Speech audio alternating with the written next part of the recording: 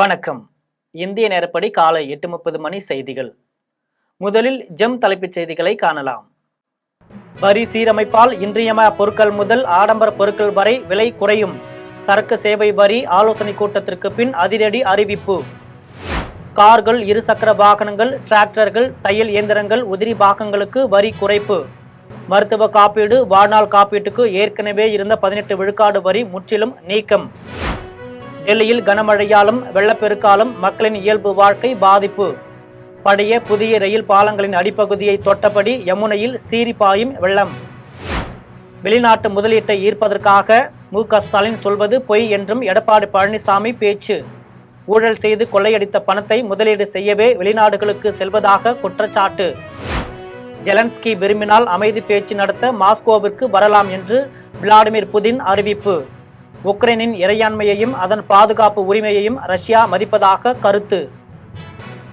இனி விரிவான செய்திகளை காணலாம். சரக்கு சேவை வரி மறுசீரமைப்பால் இன்றியமையா பொருட்கள் முதல் ஆடம்பர பொருட்கள் வரை விலை குறையும் என்று அறிவிக்கப்பட்டுள்ளது. 56வது சரக்கு சேவை வரி ஆலோசனை கூட்டம் டெல்லியில் மத்திய நிதியமைச்சர் நிர்மலா சீதாராமன் தலைமையில் நடைபெற்றது. இதில் மாநிலங்களின் முதலமைச்சர்கள், நிதி அமைச்சர்கள் கலந்து கொண்டு தங்கள் கருத்துக்களை தெரிவித்தனர். இதில் 1200 சிசிக்கு உட்பட்ட என்ஜின் திறன் கொண்ட கார்களுக்கான வரியை இப்போதுள்ள 28 விழுக்காட்டில் இருந்து 18 விழுக்காட்டாக குறைக்கப்பட்டதாக அறிவிக்கப்பட்டுள்ளது. இதேபோல் 350 சிசி என்ஜின் திறன் கொண்ட 3 சக்கர வாகனங்கள், இருசக்கர வாகனங்கள் ஆகியவற்றிற்கும் வரியை இப்போதுள்ள 28 விழுக்காட்டில் இருந்து 18 விழுக்காட்டாக குறைப்பதாக அறிவிக்கப்பட்டுள்ளது. வேளாண் துறையில் டிராக்டர்களுக்கு இதற்கு முன் 12 விழுக்காடாக இருந்த வரி 5 விழுக்காடாக குறைக்கப்பட்டுள்ளது. இதேபோல் டயர்கள், உதிரி பாகங்களுக்கான வரியும் 18 விழுக்காட்டில் இருந்து 5 விழுக்காட்டாக குறைக்கப்பட்டுள்ளது. வெண்ணெய், நெய், பாலாடை கட்டி ஆகியவற்றின் மீதான வரி 12 விழுக்காட்டில் இருந்து 5 விழுக்காட்டாக குறைக்கப்பட்டுள்ளது. தையல் இயந்திரத்திற்கு இதற்கு முன் இருந்த 12 விழுக்காடு வரி 5 விழுக்காடாக குறைக்கப்பட்டுள்ளது. இதேபோல் மருத்துவ காப்பீடு, வாழ்நாள் காப்பீட்டுக்கு இருந்த 18 விழுக்காடு வரி நீக்கப்பட்டுள்ளது. சரக்கு சேவை வரி குறைப்புக்கு அரசியல் தலைவர்களும் தொழில் அதிபர்களும் வரவேற்பு தெரிவித்துள்ளனர். டெல்லி உள்ளிட்ட வட மாநிலங்களில் கனமழையாலும் வெள்ளப்பெருக்காலும் மக்களின் இயல்பு வாழ்க்கை பாதிக்கப்பட்டுள்ளது. தென்மேற்கு பருவமழை இறுதிக்கட்டமாக டெல்லி, பஞ்சாப், ராஜஸ்தான், உத்தரப்பிரதேசம், மத்திய பிரதேசம் ஆகிய வட மாநிலங்களில் தீவிரமடைந்துள்ளது. இதனால் டெல்லியில் யமுனை ஆற்றில் பாலத்தின் தளத்தை தொடும் அளவுக்கு அபாய அளவை தாண்டி வெள்ளம் பாய்கிறது. யமுனை ஆற்றில் கரை புரண்டு வெள்ளம் பாய்வதால் கரையோரம் தாழ்வான பகுதிகளில் இருந்த மக்கள் வெளியேற்றப்பட்டு பாதுகாப்பான வேடங்களில் தங்க வைக்கப்பட்டுள்ளனர். ஆற்று வெள்ளத்தாலும் நாள்தோறும் அடைமழை பெய்வதாலும் நகரின் பல பகுதிகளில் சாலைகளிலும் கால்வாய் போல வெள்ளம் பாய்கிறது. இதில் வாகனங்கள் மிதந்து நீந்தியபடி மெதுவாக செல்கின்றன. டெல்லியில் லோக்புல் என்னுமிடத்தில் ஆற்றங்கரையோரத்தில் கால்வாய் போல் வெள்ளம் பாய்கிறது. அப்பகுதியில் இருந்த மக்கள் முன்னெச்சரிக்கையாக முன்கூட்டியே வெளியேற்றப்பட்டு வேறு இடங்களுக்கு அனுப்பி வைக்கப்பட்டனர். டெல்லியில் யமுனை ஆற்றில் உள்ள பழைய புதிய ரயில் பாலங்களின் அடிப்பகுதியை தொட்டு வெள்ளம் பாய்கிறது. தில்லி மயூர் வியாகரில் தற்காலிக தங்கு முகாம்கள் அமைக்கப்பட்டுள்ள நிலையில் அவற்றுக்கும் உள்ள தண்ணீர் தேங்கி நிற்கிறது. இதனால் பாதிக்கப்பட்ட மக்கள் மெட்ரோ ரயில் பாலத்தின் அடிப்பகுதியில் தங்கியுள்ளனர். மத்திய பிரதேசத்தில் கடந்த சில நாட்களாக கனமழை பெய்து வருவதால் சிப்ரா ஆற்றில் கரை புரண்டு வெள்ளம் பாய்கிறது. இதனால் உச்சினியில் ஆற்றின் கரையில் உள்ள படித்துறைகள், சிறிய கோவில்கள் ஆகியவற்றை மூழ்கடித்து வெள்ளம் பாய்கிறது. வெளிநாட்டு முதலீடுகளை ஈர்ப்பதற்காக முதலமைச்சர் மு.க.ஸ்டாலின் சொல்வது பொய் என்றும், இங்கு ஊழல் செய்து கொள்ளையடித்து பணத்தை முதலீடு செய்யவே அவர் வெளிநாடுகளுக்கு செல்வதாகவும் எடப்பாடி பழனிசாமி தெரிவித்துள்ளார். மக்களை காப்போம், தமிழகத்தை மீட்போம் என்னும் பெயரில் அதிமுக பொதுச் செயலாளர் எடப்பாடி பழனிசாமி தமிழ்நாடு முழுவதும் பரப்புரை பயணம் மேற்கொண்டு வருகிறார்.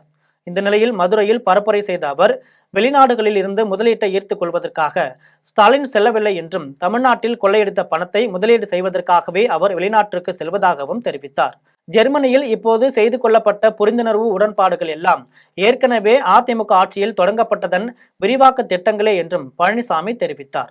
தமிழ்நாட்டில் திமுக ஆட்சியில் கொடும் குற்றங்கள் நிகழாத ஒரு நாள் கூட இல்லை என்றும், பெண்கள், குழந்தைகள் ஆகியோருக்கு எதிராக பாலியல் வன்கொடுமைகள் அதிகரித்துள்ளதாகவும் தெரிவித்தார். திமுக ஆட்சியில் தமிழ்நாட்டில் போதைப் பொருட்கள் நடமாட்டம், விற்பனை, பயன்பாடும் எல்லாம் அதிகரித்துள்ளதாகவும் குற்றம் சாட்டினார். அனைத்து துறைகளிலும் ஊழல் தலைவிரித்தாடுவதற்கு மதுரை மாநகராட்சியில் நடைபெற்ற சொத்து வரி ஊழலே சிறந்த எடுத்துக்காட்டு என்றும் எடப்பாடி பழனிசாமி தெரிவித்தார். ஜெலன்ஸ்கி விரும்பினால் அமைதி பேச்சில் பங்கேற்க மாஸ்கோவுக்கு வரலாம் என்று ரஷ்ய அதிபர் விளாடிமிர் புட்டின் தெரிவித்துள்ளார். ரஷ்ய அதிபர் விளாடிமிர் புட்டின் சீன தலைநகர் பெய்ஜிங்கில் ஷாங்காய் ஒத்துழைப்பு அமைப்பின் மாநாடு, வெற்றி நாள் கொண்டாட்டம் என 4 நாட்கள் பல்வேறு நிகழ்ச்சிகளில் கலந்து கொண்டார். அதன்பின் செய்தியாளர்களிடம் பேசிய அவர், உக்ரைன் அதிபர் ஜெலன்ஸ்கியை சந்திக்கத்தான் விரும்புவதாகவும் அத்தகைய சந்திப்பு மாஸ்கோவில் நடைபெற்றால் பெரும் பயன் விளைவிக்கும் என்றும் தெரிவித்தார். ஜெலன்ஸ்கி விரும்பினால் மாஸ்கோவுக்கு வந்து பேச்சில் பங்கேற்கலாம் என்றும் புதின் தெரிவித்தார். உக்ரைனின் இறையாண்மையை, அதன் பாதுகாப்புக்கு தேவையான பாதுகாப்பு ஏற்பாடுகளை செய்து கொள்ளும் உரிமையையும் ரஷ்யா மதிப்பதாகவும் புதின் தெரிவித்தார். புதுச்சேரி முத்தியால்பேட்டை தொகுதி சோலைநகர் வடக்கு தெற்கு பகுதிகளில் தூண்டில் முன்வளைவு அமைக்க வேண்டும் என வலியுறுத்தி திமுக முன்னாள் சட்டமன்ற உறுப்பினர் நந்தா சரவணன் மீனவர்களுடன் சென்று முதலமைச்சர் ரங்கசாமியை சட்டசபையில் நேரில் சந்தித்து மனு அளித்தார். புதுச்சேரி முத்தியால்பேட்டை தொகுதிக்கு உட்பட்ட சோலைநகர் வடக்கு தெற்கு கடற்கரை பகுதியில் கடந்த ஆட்சி காலத்தில் 2008ஆம் ஆண்டு 8,75,00,000 மதிப்பீட்டில் தூண்டில் முள் வளைவு அமைக்கும் பணி தொடங்கி வைக்கப்பட்டது. ஆனால் எதிர்பாராத விதமாக தமிழக எல்லைப்பகுதியில் உள்ள ஒரு சில அமைப்புகள் நீதிமன்றத்தை நாடியதால் பணி தடைப்பட்டு தூண்டில் முள் வளைவு அமைக்கும் பணி கிடப்பில் போடப்பட்டது. இந்த நிலையில் மீண்டும் தமிழகம் மற்றும் புதுச்சேரி கடற்பகுதிகளில் தூண்டில் முள் வளைவு அமைக்கும் பணி நடைபெற்று வருகின்றது. ஆனால் முத்தியால்பேட்டை, சோலைநகர் வடக்கு தெற்கு கடலோர பகுதிகளில் தூண்டில் முள் அமைக்கும் பணி கிடப்பில் போடப்பட்டுள்ளது. இதனால் கடல் அரிப்புகளால் மீனவர்கள் பெரும் சேதங்களை சந்தித்து வருகின்றனர். எனவே மீனவர்களின் துயர துடைக்கும் வகையில் சோலைநகர் தெற்கு வடக்கு பகுதி கடற்கரையில் கிடப்பில் போடப்பட்ட தூண்டில் முள் வளைவு மீண்டும் தொடங்கப்பட்டு மீனவர்களின் பாதுகாப்பை உறுதிப்படுத்த வேண்டும் என வலியுறுத்தி திமுக முன்னாள் சட்டமன்ற உறுப்பினர் நந்தா சரவணன் மீனவர்களுடன் சென்று முதலமைச்சர் ரங்கசாமியை சட்டசபையில் நேரில் சந்தித்து மனு அளித்தார். நிகழ்ச்சியில் சோலைநகர் தெற்கு பகுதி பஞ்சாயத்தாரும், வடக்கு தெற்கு மீனவ மக்களும் மற்றும் திராவிட முன்னேற்ற கழகம் நிர்வாகிகளும் உடன் இருந்தனர். கடந்த 2008 நான் சட்டமன்ற உறுப்பினராக இருக்கும்போது 8.25 கோடி அளவில் சாங்ஷன் ஆகி தூண்டில் முள் வளைவு முத்தியால்பேட்டை தொகுதிக்கு போடப்பட்டு முதலமைச்சரால் அடிக்கல் நாட்டப்பட்டது. அது ஒரு சில காரணங்களுக்காக கோர்ட்டில் ஸ்டே வாங்கப்பட்டது. அந்த ஸ்டே வாங்கினதா அது நின்று போச்சு, அந்த வேலை நின்று போச்சு. திருப்பி அது கிடப்பில் போடப்பட்டது. இந்த ஸ்டே இப்போதைக்கு கிளியர் ஆயிடுச்சுன்னு சொல்றாங்க. அது எந்த அளவுக்கு தெரியல. அதனால் மீண்டும் முத்தியால்பேட்டை தொகுதி மக்களுடைய வாழ்வாதாரத்தை, மீனவர் மக்களுடைய வாழ்வாதாரத்தை இது பண்ற வரையில் நாங்கள் மீண்டும் அந்த கல்லுக்கோட்டை தூண்டில் முள் வளைவு வேண்டும் சொல்லிட்டு அந்த கோரிக்கை வச்சு கேட்டுருக்கிறோம். முதலமைச்சர் பரிசீலனைக்கு விரைவில் எவ்வளவு சீக்கிரம் முடியுமோ முடிச்சு தரான்னு சொல்லிட்டு உறுதி அளித்திருக்காரு. ஊர் பொதுமக்கள், சோலைநகர் வடக்கு தெற்கு ஊர் பொதுமக்கள் எல்லாம் சேர்ந்து முத்தியால்பேட்டை திராவிட முன்னேற்ற கழகத்தின் சார்பாக மனு கொடுத்துருக்காரு. துண்டில் முள் வளைவு வேணும் முத்தியால்பேட்டை தொகுதிக்குன்னு சொல்லிட்டு தான் அவங்களோட மனுவோட கருவை. அமெரிக்க இறக்குமதி பஞ்சு மூலம் தயாரிக்கப்படும் ஆடைகளுக்கு விதிக்கப்பட்டுள்ள அமெரிக்க வரியை ரத்து செய்ய மத்திய அரசு நடவடிக்கை எடுக்க வேண்டும் என ஏற்றுமதியாளர்கள் கோரிக்கை விடுத்துள்ளனர். இது தொடர்பாக திருப்பூர் ஏற்றுமதியாளர்கள் சங்க தலைவர் KN சுப்பிரமணியன் செய்தியாளர்களை சந்தித்து பேசினார். அப்போது அமெரிக்க வரி விதிப்பு காரணமாக திருப்பூர் பனியன் ஆடை ஏற்றுமதி கடும் பின்னடைவை சந்தித்துள்ளது என்றும், மேலும் 50% கூடுதல் வரி விதிப்பால் பனியன் ஆடைகளுக்கு 30% வரை விலை தள்ளுபடி வேண்டும் என அமெரிக்க வர்த்தகர்கள் கோரி வரும் நிலையில், அமெரிக்க சந்தைக்கு ஏற்ற வகையில் தைக்கப்பட்ட ஆடைகளின் நிறம், அளவு உள்ளிட்டவற்றை வேறு இடங்களில் விற்க முடியாத நிலையில் 100% இழப்பை சந்திக்க முடியாது என்பதாலும் 10 முதல் 20% வரை தள்ளுபடி அளித்து ஆடைகளை ஏற்றுமதி செய்யும் கட்டாய நிலைக்கு ஏற்றுமதியாளர்கள் தள்ளப்பட்டுள்ளனர் என்றும் தெரிவித்தார். மேலும் 4 மாதங்களில் தேக்கமடைந்துள்ள ரூபாய் 5,000 கோடி மதிப்பிலான ஆடைகளை அனுப்பி வைக்க நடவடிக்கை எடுக்கப்பட்டு வருகிறது என்றும் ஏற்றுமதியாளர்கள் சங்க தலைவர் KN சுப்பிரமணியன் தெரிவித்துள்ளார்.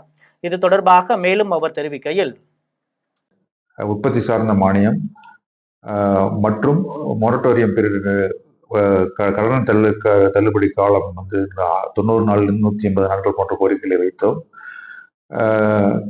கண்டிப்பாக இதில் எவ்வளவு நம்மளுக்கு சாதகமாக வருகிறதோ அதை பொறுத்து தான் பார்க்க வேண்டும். நான் ஏற்கனவே கூறிய கூட 4 மாதங்களுக்கு ஒரு சைக்கிள் என்று வருகிறது எங்கள் உற்பத்தியில்.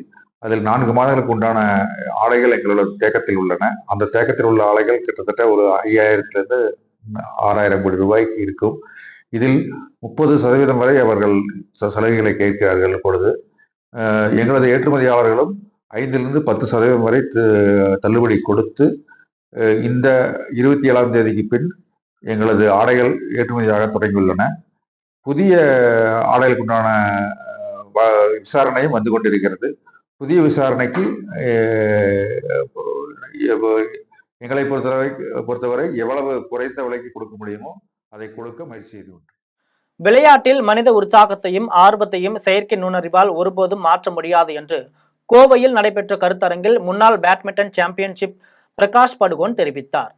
கோவை சிங்காநல்லூர் பகுதியில் உள்ள SSVM நிறுவனங்கள் சார்பில் டிரான்ஸ்ஃபார்மிங் இந்தியா கான்க்ளேவ் என்ற கருத்தரங்கம் 3 நாட்களாக நடைபெற்றது. செயற்கை நுண்ணறிவு குறித்து பல்வேறு துறை சார்ந்த வல்லுநர்கள் கருத்தரங்கில் பங்கேற்ற நிலையில் 3வது நாளில் செயற்கை நுண்ணறிவு மூலம் மனிதர்கள் இணைந்து நம் உலகை உருவாக்குவோம் என்ற தலைப்பில் கருத்தரங்கம் நடைபெற்றது. கருத்தரங்கில் முன்னாள் பேட்மிண்டன் சாம்பியன் பிரகாஷ் படுகோன் கலந்து கொண்டு மாணவர்களிடையே பேசினார். அப்போது செயற்கை நுண்ணறிவு தொழில்நுட்பத்தால் விளையாட்டில் மனித உற்சாகத்தையும் ஆர்வத்தையும் ஒருபோதும் மாற்ற முடியாது என்றும், அதே சமயம் பயிற்சி, செயல்திறன், பகுப்பாய்வு, ஊட்டச்சத்து போன்ற உரைகளில் செயற்கை நுண்ணறிவு முக்கிய பங்காற்றும் என்றும் தெரிவித்தார். அதனைத் தொடர்ந்து நடைபெற்ற நிகழ்ச்சியில் தலை சிறந்த மாணவர்களை உருவாக்கும் ஆசிரியர்களை கௌரவிக்கும் விதமாக ஆசிரியர்களுக்கு இன்ஸ்பிரேஷனல் குரு அவார்ட்ஸ் விருது வழங்கப்பட்டது.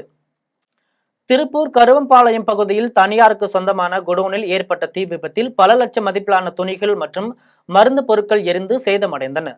Tiruppur Karuvampalayam diamond lay out பகுதியில் தனியாருக்கு சொந்தமான குடோனில் முதல் தளத்தில் நொய்யல் பார்மா டிஸ்ட்ரிபியூட்டர்ஸ் என்ற பெயரில் மருந்து கம்பெனி செயல்பட்டு வருகிறது.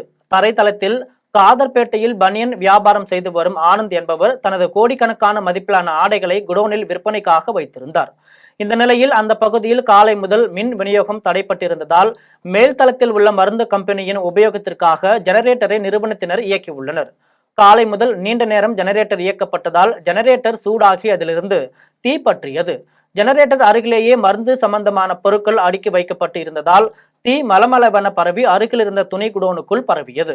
இந்த தீ விபத்தில் பல லட்சம் மதிப்பிலான துணிகள் மற்றும் மருந்து பொருட்கள் எரிந்து சேதமடைந்தது. இது குறித்து தகவல் அறிந்து சம்பவ இடத்திற்கு வந்த தீயணைப்பு வீரர்கள் 1 மணி நேரம் போராடி தீயை அணைத்தனர். தீ விபத்து தொடர்பாக காவல்துறையினர் விசாரணை நடத்தினர். நெல்லையில் வரும் 7ஆம் தேதி நடைபெறும் காங்கிரஸ் மாநாட்டிற்கு அதிக அளவில் நிர்வாகிகள், தொண்டர்கள் கலந்து கொண்டு காங்கிரஸ் இயக்கத்தை வலுப்படுத்த வேண்டும் என்று தருமபுரியில் நடைபெற்ற காங்கிரஸ் நிர்வாகிகள் ஆலோசனை கூட்டத்தில் முன்னாள் மத்திய அமைச்சர் தங்கபாலு தெரிவித்தார். தருமபுரி மாவட்ட காங்கிரஸ் நிர்வாகிகள் ஆலோசனை கூட்டம் மாவட்ட காங்கிரஸ் அலுவலகத்தில் மாவட்ட தலைவர் தீர்த்தானரமன் தலைமையில் நடைபெற்றது. கூட்டத்தில் சிறப்பு விருந்தினராக பங்கேற்ற முன்னாள் மத்திய அமைச்சரும் காங்கிரஸ் சொத்து பாதுகாப்பு குழு தலைவருமான தங்கபாலு கலந்து கொண்டு பேசினார். அப்போது வரும் 7ஆம் தேதி நெல்லையில் நடைபெறும் காங்கிரஸ் மாநாட்டிற்கு தருமபுரி மாவட்டத்திலிருந்து அதிக அளவில் தொண்டர்கள், நிர்வாகிகள் கலந்து கொண்டு காங்கிரஸை வலுவடைய செய்ய வேண்டும் என்றும், இளம் தலைவர் ராகுல் காந்தியின் புகழை மேன்மேலும் வலுப்படுத்த வேண்டும் என்றும் கேட்டுக்கொண்டார். கூட்டத்தில் பொதுக்குழு உறுப்பினர்கள் நரேந்திரன், ஜெய்சங்கர், நகர செயலாளர் வேடி, முன்னாள் மாவட்ட தலைவர் பாலகிருஷ்ணன், முன்னாள் நகர தலைவர் செந்தில், வழக்கறிஞர் மோகன், முபாரக் பாஷா, மகளிர் அணி மாவட்ட தலைவி காளியம்மாள், INUTC தலைவர் சிவலிங்கம், முன்னாள் மாவட்ட ஊராட்சி குழு உறுப்பினர் சண்முகம், ஆரூர் குமரேசன், குமரவேல், அன்பழகன் மற்றும் மகளிர் அணியர் உட்பட பலர் காங்கிரஸ் நிர்வாகிகள் பலர் கலந்து கொண்டனர். நகராட்சியில் தீர்மானம் நிறைவேற்றப்பட்டு நகரமன்றத்தில் வைக்கப்பட்டிருந்த பிரதமர் நரேந்திர மோடியின் புகைப்படத்தை கூட்டரங்கிலிருந்து எடுத்தது ஏன் என கூறி கடையநல்லூர் நகராட்சி கூட்டத்தில் பாஜக கவுன்சிலர்கள் உள்ளிருப்பு போராட்டத்தில் ஈடுபட்டனர்.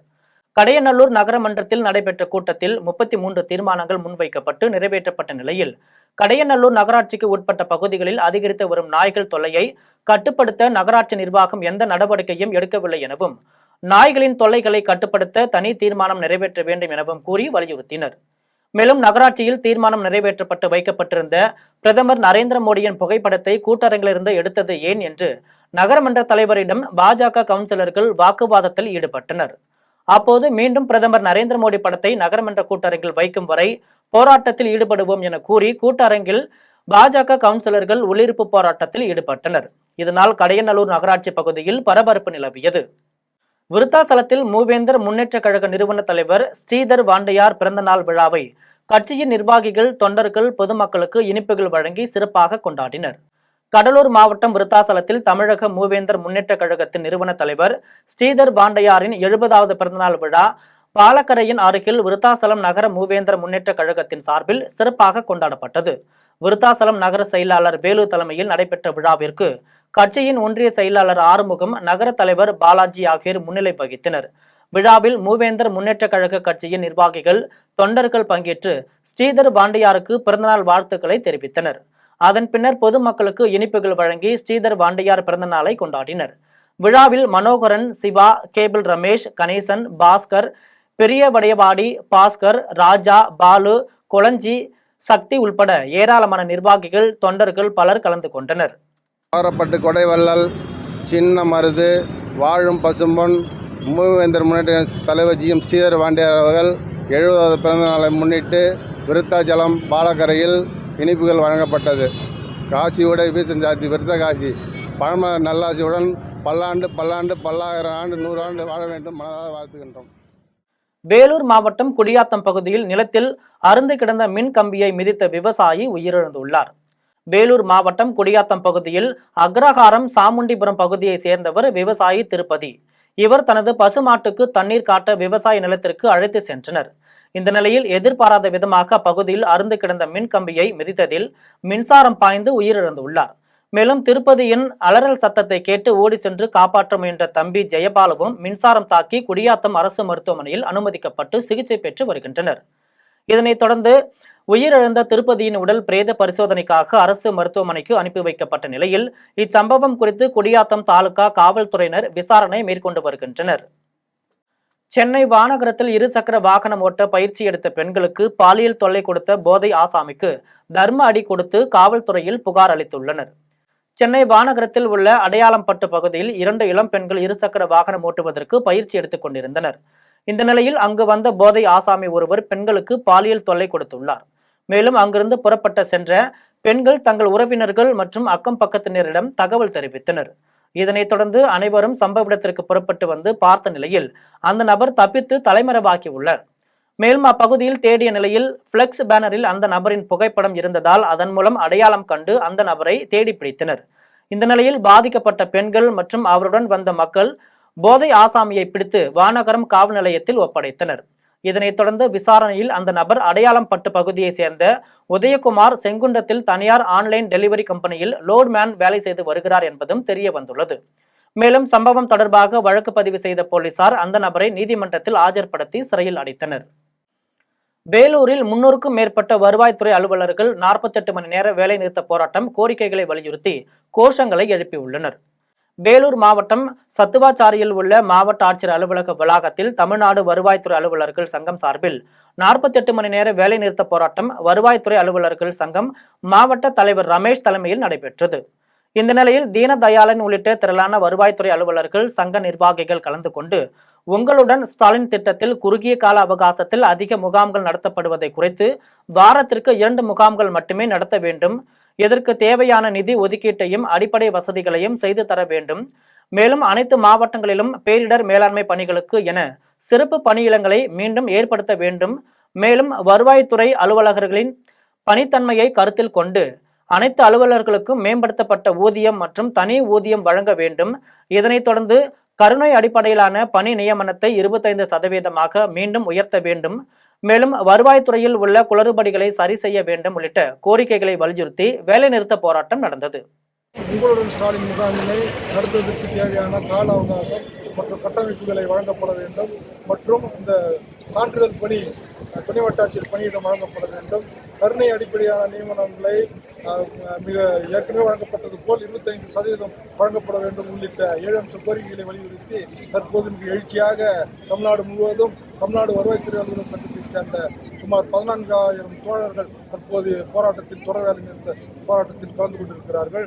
அதன் அடிப்படையில் வேலூர் மாவட்டத்தில் தற்போது 250 நபர்கள் இந்த போராட்டத்தில் கலந்து கொண்டு மிக எழுச்சியாக நடைபெற்று வருகிறது. இன்றும் நாளையும் இந்த தொடர் வேலை நிறுத்த போராட்டம் நடைபெறும். இந்த போராட்டத்தின் மூலம் நாங்கள் கேட்டுக்கொள்வதெல்லாம் எங்களது 7 அம்ச கோரிக்கைகளை எங்களது மாநில மையத்தை அழைத்து பேசி அரசாணைகளாக வெளியிடப்பட வேண்டும் என்று இந்த அரசினை இந்த போராட்டத்தின் வாயிலாக கேட்டுக்கொள்கின்றேன். வி. ரமேஷ், தமிழ்நாடு வருவாய்த்துறை அலுவலர் சங்கம், வேலூர் மாவட்டம் தலைவர். திருப்பூர் மாவட்டம் கிராவல் மண் கடத்திய டிப்பர் லாரி கால்வாய்க்குள் கவிழ்ந்து விழுந்த நிலையில் லாரியை பறிமுதல் செய்து சம்பந்தப்பட்டவர்கள் மீது நடவடிக்கை எடுக்க வேண்டும் என சமூக ஆர்வலர்கள் கோரிக்கை விடுத்துள்ளனர். திருப்பூர் மாவட்டம் உடுமலை பகுதியில் மேற்கு தொடர்ச்சி மலை அடிவாரத்தில் உள்ள ஜல்லிப்பட்டி ஊராட்சியில் சிதாமடை குட்டை உள்ளிட்ட பல்வேறு இடங்களில் முறையான அனுமதி இல்லாமல் கிராவல் மண் கடத்தி வருவதாக விவசாயிகள் தரப்பில் மாவட்ட ஆட்சித்தலைவருக்கு புகார் மனு அளித்திருந்தனர். இந்த நிலையில் பள்ளப்பாளையம் பகுதியில் கிராவல் மண் கடத்தி சென்ற லாரி எதிர்பாராத விதமாக உடுமலை கால்வாயில் தலைக்குப்புற கவிழ்ந்ததால் பரபரப்பு ஏற்பட்டது. மேலும் லாரியில் இருந்த கிராவல் மண் முழுவதும் கால்வாய்க்குள் விழுந்த நிலையில் அந்தரத்தில் தொங்கிய லாரியை ராட்சத கிரேன் கொண்டு வரப்பட்டு சுமார் 1 மணி நேரம் போராட்டத்திற்கு பின்னர் மீட்கப்பட்டது. எனவே சட்டவிரோதமாக கிராவல் மண்ணை கடத்தி சென்ற லாரியை பறிமுதல் செய்வதுடன் சம்பந்தப்பட்டவர்கள் மீது நடவடிக்கை எடுக்க வேண்டும் என்று சமூக ஆர்வலர்கள் கோரிக்கை விடுத்துள்ளனர். வில்லியனூர் தொகுதியில் சட்டம் ஒழுங்கு சீர்கெடக்கூடாது, நிலத்திற்கு உரியவர்களே எடுத்துக்கொள்ள வேண்டும் என்பதே எனது நோக்கம் என்று தன் மீது அவதூறு பரப்பும் நோக்கில் வெளியான வீடியோ குறித்து எதிர்க்கட்சி தலைவர் சிவா ஆதாரங்களுடன் விளக்கம் அளித்தார். புதுச்சேரி மாநிலம் புதுச்சேரி சட்டமன்ற எதிர்க்கட்சி தலைவர் சிவா செய்தியாளர்களை சந்தித்து பேசினார். அப்போது பேசிய அவர், திமுக விவசாய அணியை சேர்ந்த ஒதியம்பட்டு குலசேகரன் அப்பகுதியில் உள்ள நிலத்தை அவரது உறவினரிடம் குத்தகை பெற்று 100 ஆண்டுகளுக்கு மேலாக 3 தலைமுறைகளாக குத்தகை செய்து வருகின்றனர். இந்நிலையில் காட்டேரிக்குப்பம் கிராமத்தை சேர்ந்த IRPN காவலர் கார்த்திகேயன் கடந்த 2025ஆம் ஆண்டு 40 அடியாட்களுடன் குலசேகரன் பயிற்சி செய்யும் குத்தகை நிலத்திற்குள் அத்துமீறி நுழைந்து ரவுடிசம் செய்துள்ளார். இது பற்றி குலசேகரன் என்னிடம் தெரிவித்தார்.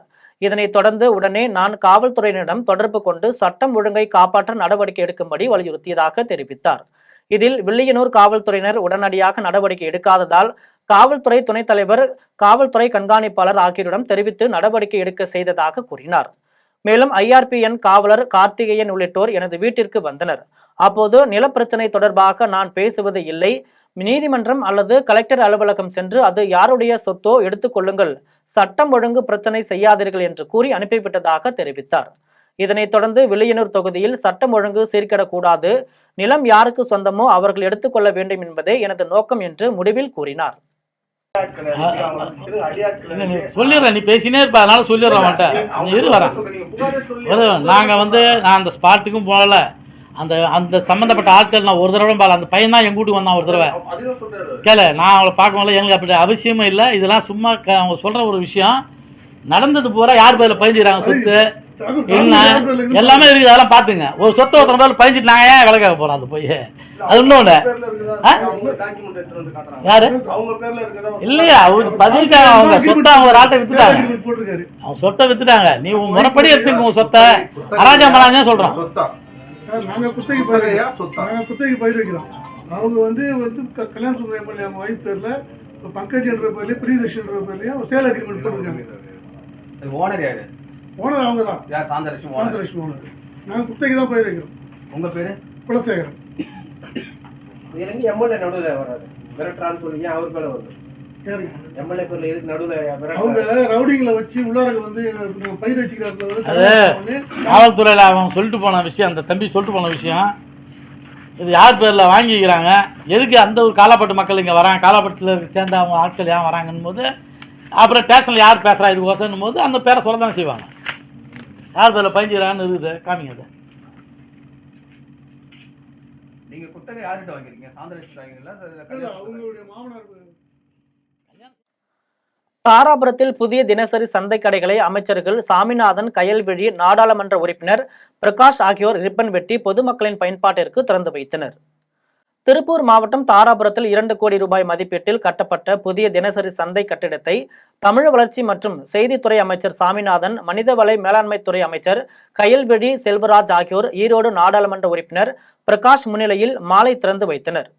இந்நிகழ்ச்சியில் அமைச்சர் சாமிநாதன் பேசிய போது, முதலமைச்சர் ஸ்டாலின் அறிவித்த அனைத்து திட்டங்களும் விரைவாக மக்களிடம் சென்றடைய நடவடிக்கை எடுக்கப்பட்டு வருவதாக தெரிவித்தார். பெண்களுக்கு கட்டணமில்லா பேருந்து பயணத் திட்டம், மகளிர் சுய உதவி குழு கடன் தள்ளுபடி, நகை கடன் தள்ளுபடி உள்ளிட்ட பல்வேறு நலத்திட்டங்கள் நடைமுறைப்படுத்தப்பட்டு வருவதாக கூறினார். நிகழ்ச்சியில் தாராபுரம் நகர்மன்ற தலைவர் பாப்புக்கண்ணன், துணைத் தலைவர் ரவிச்சந்திரன், நகராட்சி ஆணையர் முஸ்தபா, உள்ளாட்சி அமைப்புகள் பிரதிநிதிகள் மற்றும் துறைசார் அலுவலர்கள் கலந்து கொண்டனர். தமிழகத்தில் வருகின்ற 2026ஆம் ஆண்டு நடைபெறவுள்ள சட்டமன்ற தேர்தலில் கூட்டணி ஆட்சிதான் புதிய தமிழகம் கட்சி தலைவர் கிருஷ்ணசாமி பேட்டியளித்துள்ளார். தென்காசியில் புதிய தமிழகம் கட்சியின் தலைவர் கிருஷ்ணசாமி செய்தியாளர்களை சந்தித்தார். அப்போது பேசிய அவர், மக்களின் எந்தவிதமான அடிப்படை பிரச்சனைகளும் தற்போதைய திமுக அரசு தீர்வு காணவில்லை என தெரிவித்தார். மேலும் எந்தவிதமான மக்கள் நலத்திட்டங்களும் முறையாக செயல்படுத்தப்படுவதில்லை எனவும், குறிப்பாக கோவில் கும்பாபிஷேகம் கூட முறையாக பராமரிப்பு பணி மேற்கொள்ளாமல் தான் வெறும் விளம்பரத்திற்காக மட்டுமே கோவில் கும்பாபிஷேகங்கள் நடத்தப்படுவதாகவும் தெரிவித்தார். இதனைத் தொடர்ந்து தென்காசி காசி விஸ்வநாதர் ஆலயத்தில் முறையான பராமரிப்பு பணி மேற்கொள்ளாமல் கும்பாபிஷேகம் நடத்தி உள்ளதாகவும் அவர் குற்றம் சாட்டினார். இதனையடுத்து பேசிய அவர், தமிழகத்தில் 2026ஆம் ஆண்டு நடைபெறவுள்ள தேர்தலில் கூட்டணி ஆட்சி அமைந்தால் மட்டுமே மக்கள் அவர்களை ஏற்பார்கள், இல்லை என்றால் அவர்களை மக்களே புறக்கணித்து விடுவார்கள் என்றும் கூறினார். மேலும் ஆசிரியர்கள் திறமையானவர்களாக இருந்தால்தான் மாணவர்கள் திறமையானவர்களாக இருப்பார்கள் எனவும், அவர்களது கற்பிக்கும் திறனை மென்மேலும் வளர்த்தால்தான் மாணவர்களின் எதிர்காலம் நன்றாக இருக்கும் என்பதால் டெட் தேர்வு என்பது முக்கியமான தேர்வு என்றும் தெரிவித்தார். நேற்றைய தினம் தென்காசி மாவட்டம் கீழப்பாவூர் பகுதியில் 12 கிராமங்களுக்கும் சுற்றுப்பிரயாணம் மேற்கொண்டேன். இன்று கடையநல்லூரில் அதேபோல 12 கிராமங்களுக்கு சுற்றுப்பிரயாணத்தை மேற்கொள்ளவிருக்கிறேன். கடந்த பல மாதங்களாக ஒவ்வொரு கிராமமாக செல்லுகின்ற பொழுது மக்களுடைய பிரச்சனைகளை கேட்டறிகின்ற நிலையில்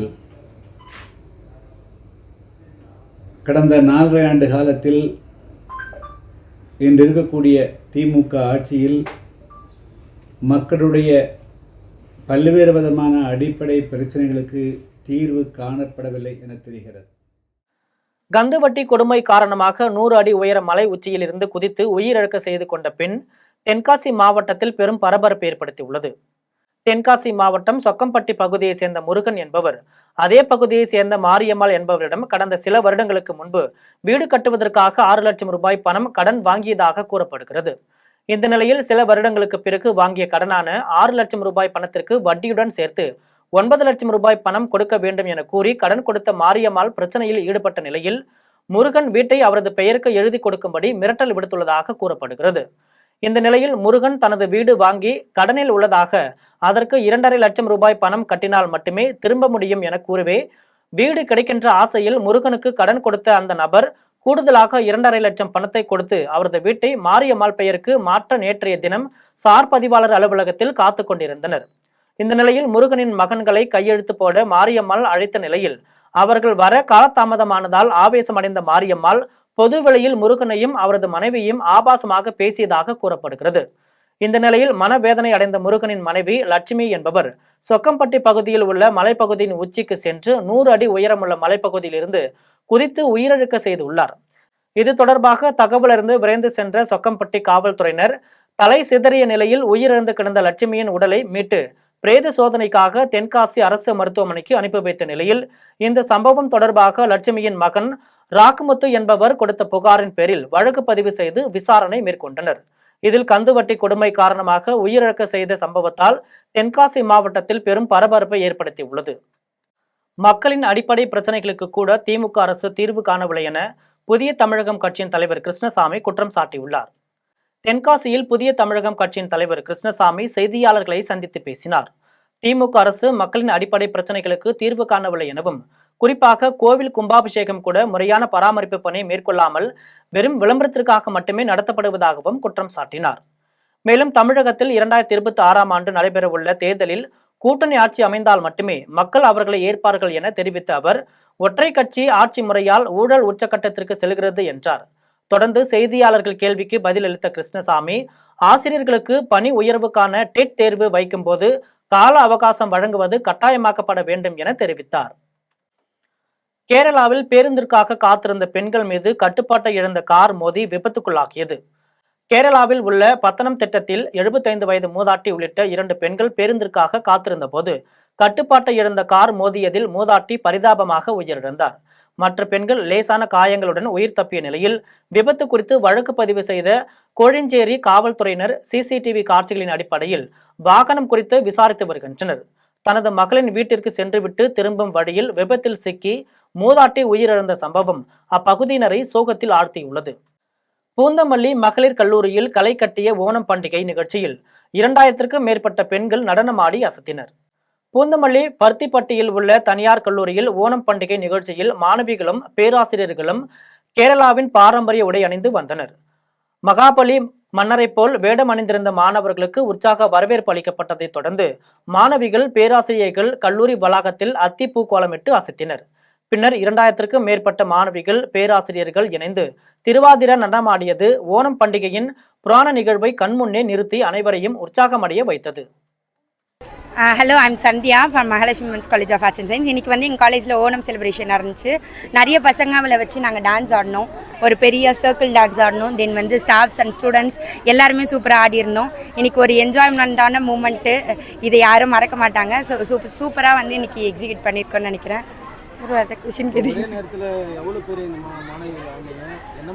நியர்லி ஒரு 600 ஸ்டூடெண்ட்ஸ் கிட்ட ஆடிருந்தோம். 600 ஸ்டூடெண்ட்ஸ் கிட்ட அந்த இது ஆடிருந்தோம். ஸோ சூப்பராக ஆடிருந்தாங்க. எல்லாருமே கோஆர்டினேஷன் சூப்பராக இருந்துச்சு, நீங்களே பார்த்துருப்பீங்க. என்னென்ன மாதிரியான டான்ஸ் பார்த்தீங்க, எப்படி இருந்தது? கேரளாவோட தமிழ்நாட்டில் நடக்குது, எப்படி பார்த்தீங்க? ஆக்சுவலி கேரளாவில் நல்லா செலிப்ரேட் பண்ணுறதை விட நம்ம தமிழ்நாட்டில் வந்து நிறைய செலிப்ரேட் பண்ணுறாங்க, நிறைய காலேஜஸ் செலிப்ரேட் பண்ணுறாங்க. நம்ம காலேஜில் செலிப்ரேட் பண்ணியிருக்கோம். கதகளிலாம் ஆடினாங்க, நடுவில் புலியாட்டம் அதெல்லாம் ஆடி இருந்தாங்க, நிறைய ஆடி இருந்தது இந்த வாட்டி. ஓமலூரில் தெரு நாய் கடித்ததில் சிறுவன் உட்பட 2 பேர் அரசு மருத்துவமனையில் அனுமதிக்கப்பட்டு சிகிச்சை பெற்று வருகின்றனர். சேலம் ஓமலூரை சேர்ந்த இளவரசன் ரூபி தம்பதியின் 4 வயது சிறுவன் விளையாடி கொண்டிருந்த போது திருநாய் ஒன்று அச்சிறுவனை கடித்து குதறியது. இதை பார்த்த சிறுவனின் பாட்டி நாயை விரட்டி ஓமலூர் அரசு மருத்துவமனையில் சிகிச்சைக்காக சேர்த்தார். அதேபோல் தாராமங்கலம் பகுதியை சேர்ந்த நபர் நெசவு வேலைக்கு சென்றபோது திருநாய் ஒன்று விரட்டி கடித்துள்ளது. ஓமலூர் தாராமங்கலம் பகுதியில் தெரு நாய்கள் தொல்லை அதிகரிப்பதால் பொதுமக்கள் பாதிக்கப்படுவதை தடுக்க வேண்டும் என கோரிக்கை விடுத்துள்ளனர்.